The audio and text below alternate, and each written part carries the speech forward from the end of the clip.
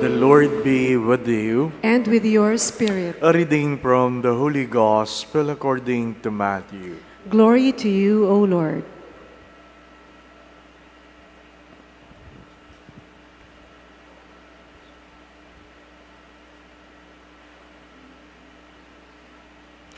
Jesus said to his apostles, "As you go, make this proclamation. The kingdom of heaven is at hand. Cure the sick, raise the dead, cleanse the lepers, drive out demons. Without cause you have received, without cause you are to give. Do not take gold or silver or copper for your belts, no sack for the journey or a second tunic, or sandals or walking stick. The laborer deserves his keep. Whatever town or village you enter, look for a worthy person in it, and stay there until you leave. As you enter a house, wish it peace. If the house is worthy, let your peace come upon it. If not, let your peace return to you. Whoever will not receive you or listen to your words, go outside that house or town and shake the dust from your feet. Amen, I say to you, it will be more tolerable for the land of Sodom and Gomorrah on the day of judgment than for that town."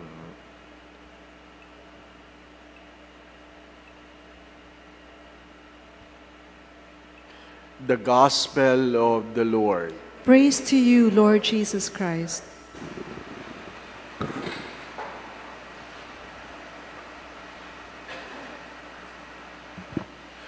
It is from Saint Benedict we learn the saying, "Ora et labora." You pray while you work while you pray. As a monk, he would tell his brothers, "You must labor with your hands. You must labor with your hands." It's one way of saying, we will not beg. We will work.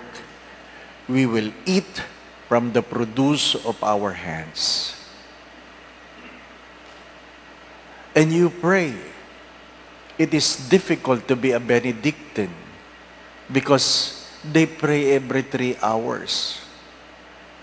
Even though they go to bed early, after 3 hours, you wake up and pray.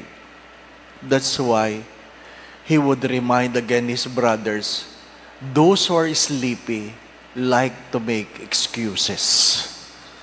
So hindi pwedeng antukin para sa Benedictine.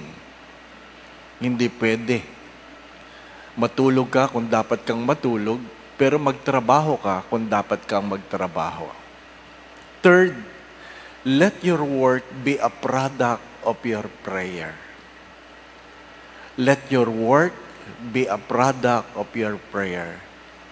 Because we all know, unless the Lord bless the works of our hands, we will labor in vain. So, whatever you do, let it be a product of your prayer. What is the reading trying to tell us? The first reading reminds us of how much we are loved by God. When we talk about love, it is never about the object, but about the subject. The one who loves, not the one being loved.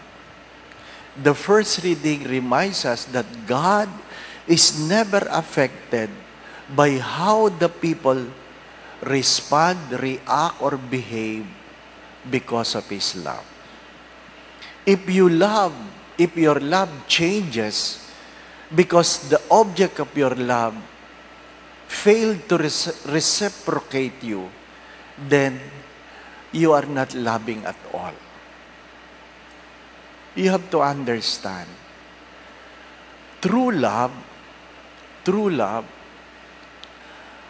must not be affected by the object of His love. As I have said many times, love is to order ourselves for the good of the other. We order ourselves for the good of the other. What is the gospel trying to tell us? When you understand that you are loved by God in spite of, then what you do, whether you preach the gospel, you heal the sick, you raise the dead, you cleanse the leper, let it be done out of love. Let it be done out of love.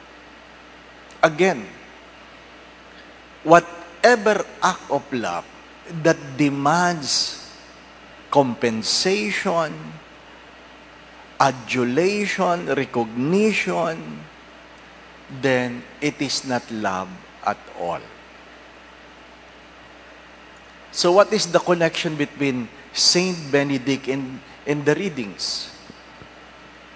You pray while you work, and you work while you pray, but your work must be a product of your prayer.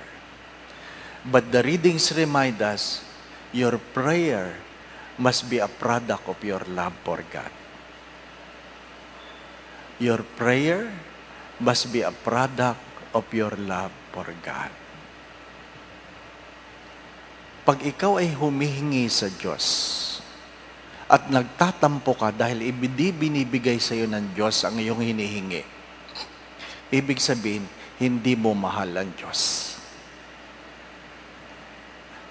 Listen. Pag ikaw ay nagdadasal at hindi binigay sa iyo ng Diyos ang iyong hinihingi, nagtatampo ka, ibig sabihin, hindi mo talaga mahal ang Diyos. Again, my brothers and sisters, the product of your prayer is your work. But your prayer must be a product of your love for God. Amen. Again, my brothers and sisters, let your work be a product of your prayer, and let your prayer be a product of your love.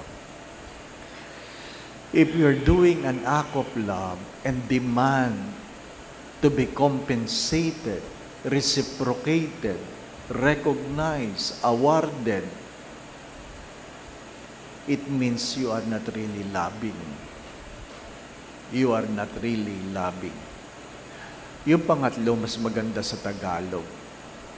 Kung hindi ka pa nasasaktan sa iyong pagmamahal, baka hindi ka pa nagmamahal.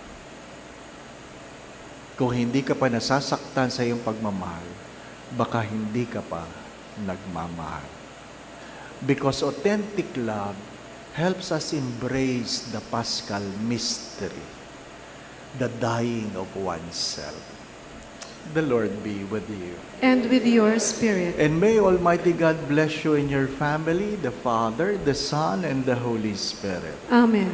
We go in peace to love and serve the Lord. Thanks be to God.